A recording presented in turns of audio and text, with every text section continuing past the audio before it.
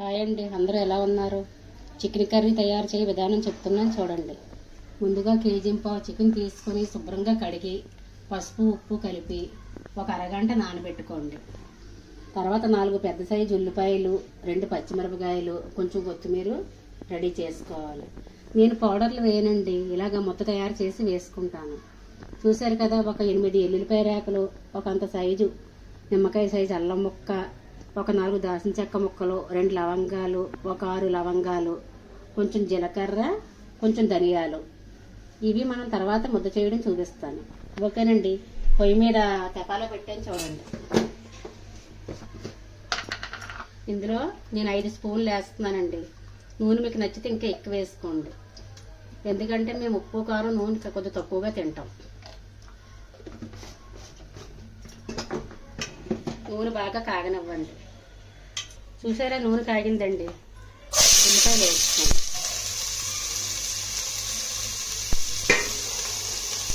వేసి మూత పెట్టేసేయండి. ఉల్లిపాయలు ఇలా కలిపేసి మూత పెట్టేయండి.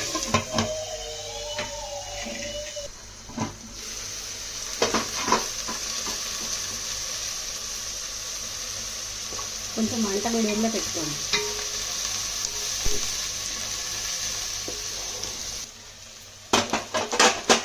ఉల్లిపాయ మరీ ఎర్రగా వేపకూడదు. చికెన్ కర్రీకి ఎప్పుడు కూడా ఉల్లిపాయ మీడియంలోనే వేసుకోవాలి. ఇందులో టమాటా అలాంటివి ఏమి వేయకూడదండి, వేయకుండా చేసుకుంటేనే బాగుంటుంది. ఇది కూడా చికెన్ వేసేస్తున్నాను చూడండి.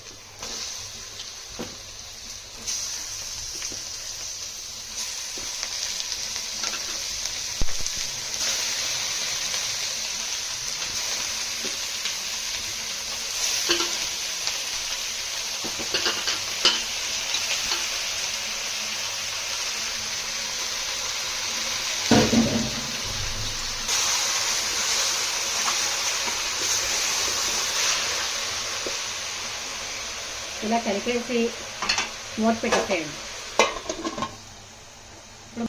అల్లం ముక్కలు ఇలా చిన్న చిన్న ముక్కలుగా చేసుకొని మిక్సీ జార్లో వేసుకోండి. మొత్తం అన్నీ వేసుకొని మెత్తగా ముద్ద తయారు చేయండి. చూసారా, మసాలా పేస్ట్ అయిపోయింది. ఇది ముందు మీరు వాటర్ వేయకూడదు. మసాలా దినుసులు అన్నీ వేసుకొని ముందు మెత్తగా తయారయ్యాక అప్పుడు వాటర్ వేసి ముద్ద తయారు చేసుకోవాలి. వాటర్గా వేస్తారనుకోండి, లవంగి దాల్చిన చెక్కలు అవి మీకు మెత్తగా నలగోమాట. ఈ ముద్దలో గిన్నెలోకి తీసుకోండి. చూసారండి, చికెన్ బాగా మగ్గింది కదా. మనకి ఇలా చేయడం వల్ల కొంచెం కూడా నీసు వాసన ఉండదన్నమాట. మొదట అల్లం వెల్లుల్లి పేస్ట్, ఉప్పు కారాలు ఎప్పుడు వేయకూడదు. ముందు ఇలా బాగా మగ్గనిచ్చుకోవాలి. అప్పుడు ఈ మసాలా ముద్ద ఉంది కదండి, ఇది సగం వేసుకోండి.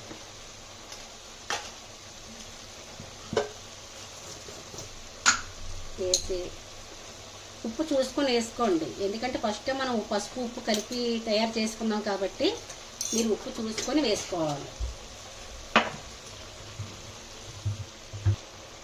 కారం అప్పుడే వేయకండి. ఇవి వేసి మళ్ళీ ఒక 10 నిమిషాలు బాగా ఉడకనివ్వండి.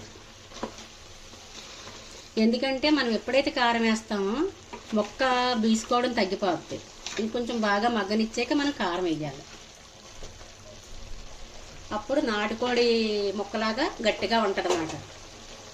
మీరైతే వీలైనంత వరకు నాటుకోడి మాంసం తినండి, అదైతే ఆరోగ్యానికి చాలా మంచిది. మేమైతే బాయిలర్ చికెనే మీకు చూపిస్తున్నాను. త్వరలోనే నాటుకోడి కూర మీకు వండి చూపిస్తాను. చూసారండి, బాగా అల్లం వెల్లుల్లి పేస్ట్ ముక్కలకు పట్టేసింది. ఇప్పుడు మనం కారం వేసుకుందాం. మామూలుగా అయితే ఈ కర్రీకి 3 స్పూన్లు కారం పడద్దండి. మేము కారం ఉప్పు చాలా తక్కువగా తింటాం. మీరు కూడా అలా ట్రై చేయండి, ఆరోగ్యానికి చాలా మంచిది కదా. ఇలా అయితే నేను 1.5 స్పూన్ వేసుకున్నాను కారం, మీరైతే 3 స్పూన్లు వేసుకోండి.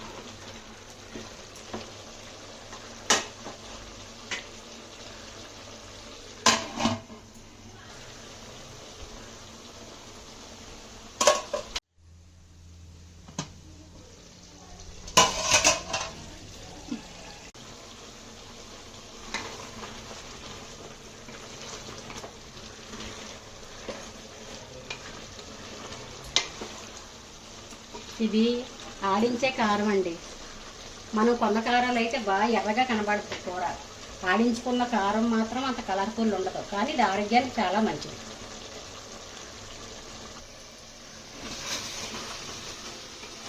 చూసారండి, చక్కగా దగ్గరికి అయింది కదా. సరే దగ్గరికి అయింది కదండి. మన దగ్గర పావు గ్లాస్ ఉంటుంది కదా, దాంతో గ్లాస్ వేసుకొని ఇంకొక అర గ్లాస్ వేసుకోండి, మీకు కరెక్ట్గా సరిపోతుంది. మనం ఇప్పుడు గరిటె ఉపయోగించకూడదండి, తెపాలని ఇలాగే తిప్పుకోవాలి. ఇప్పుడు మిగిలిన మసాలా వేసుకోండి. ఒకవేళ మీరు ఇలా తిప్పలేకపోతే మాత్రం గరిటె ఉపయోగించుకోండి, ఎందుకంటే తెలియకుండా తిప్పారంటే చేతి మీదకి వచ్చేస్తుంది కూర. దీని నాకు అలవాటు కాబట్టి నేను ఇలా తిప్పుతున్నాను.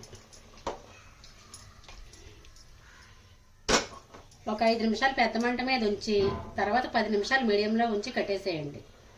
గుమ్మగుమ్మలాడే చికెన్ కర్రీ మీకు రెడీ అవుతుంది.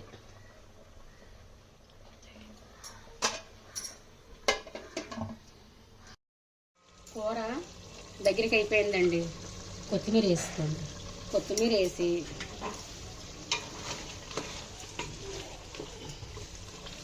ఒక నిమిషం ఉంచి కట్టేసేయండి.